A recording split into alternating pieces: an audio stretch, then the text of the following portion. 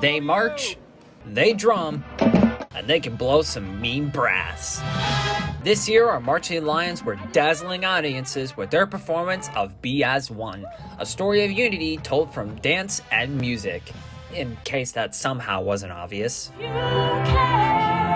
2 weeks ago, the band performed at home for friends and family one last time as they headed up to state championships, where they'll attempt to set up, perform, and wrap up better than other competing schools in the competition. For the first time, the Marching Lions placed top 3 at the state level competition last week. With a performance that never disappoints, a personal bravo to our musical lions for ending their season on a high note. For Bird TV, I'm William Deem reporting. Be as one. As we slowly approach the end of the school year, a lot of things can be expected to change in the student body. While there will be tearful goodbyes with our current seniors, there will also be warm welcomes given to the massive freshmen joining the Pride next year. And especially when it comes to figuring out what electives they want to take, there was no better place to go than last week's curriculum night right here at Oviedo. Open for all middle schoolers, current freshmen, and even sophomores, this was an event where all the elective classes and clubs would promote themselves to encourage any student in attendance to take up said activities. There was even robots strolling around greeting guests. Before the huge crowd comes in, this was a great way for teachers and students of those different classes to just hang out and have a fun time after setting up their various areas. I tell you, this spinning challenge between ROTC and Color Guard, glorious! All in all, this was a great way for the school to show off just how many options they really had for students to choose from. Being able to talk about the different classes, clubs, and getting students interested in trying them could surely make any teacher proud. As fellow attendees at the event, only time will tell what the next generation of Lions decide to pursue, and whether that's cooking, sports, or whatever, there's always something for everyone here at the Pride Lands. For Mer TV, I'm William Deem reporting. The Oviedo Beta Club holds an annual ceremony for all new betas being inducted into the club every year. With family crowds of veteran and rookie betas alike, the main betas running the show get a chance to introduce themselves, instruct the main goal of beta, helping the community basically, all while lighting colored candles representing some form of moral character. Once all is said and done, every new beta can come up on stage to get themselves their certificate and cement their place in the club. Even yours truly got one. The induction ended with a big group photo for the big growing family. Say cheese! For Mer TV, I'm William Deem reporting.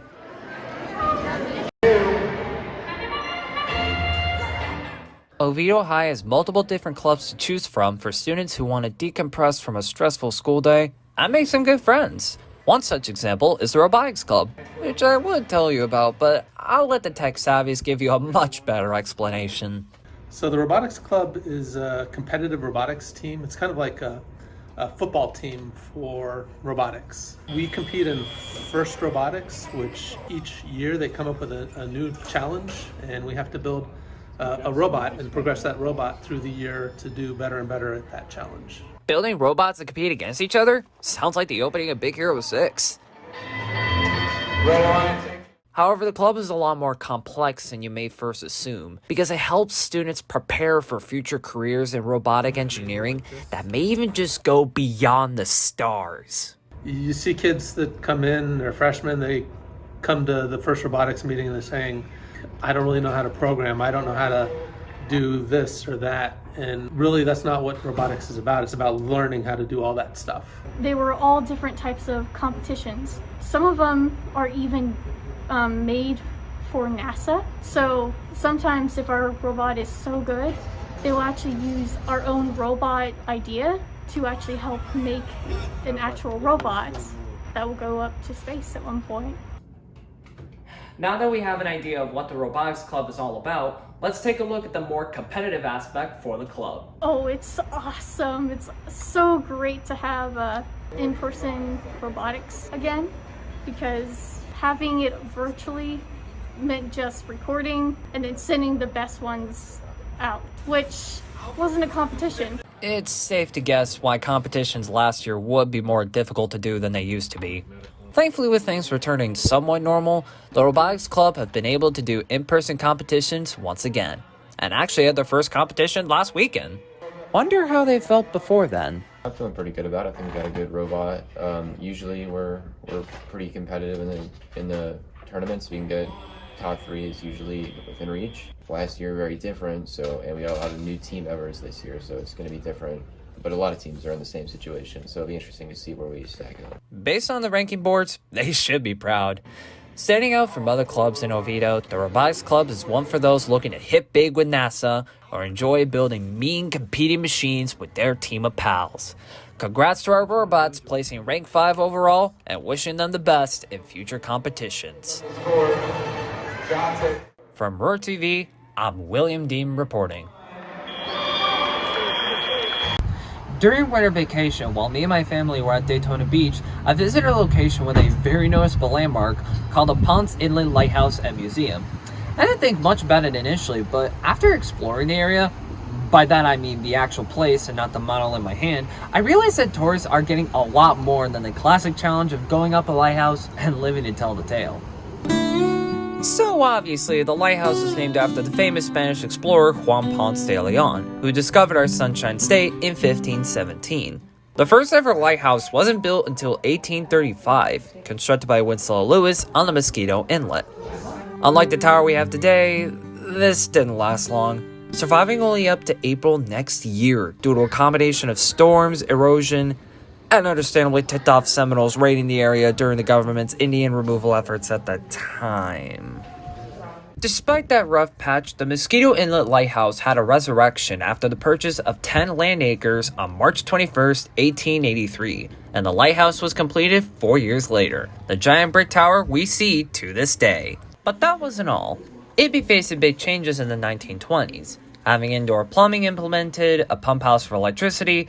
Oh yeah, changing their name to Ponce Inlet Lighthouse to attract tourists. Things were going fine for the people living by the lighthouse, but during World War II, it became yet another base of barracks and communications for the American soldiers using the lighthouse to spot enemy aircrafts. And after the war, the lighthouse was abandoned by the Coast Guard and all the families eventually left, leaving it to fade to memory.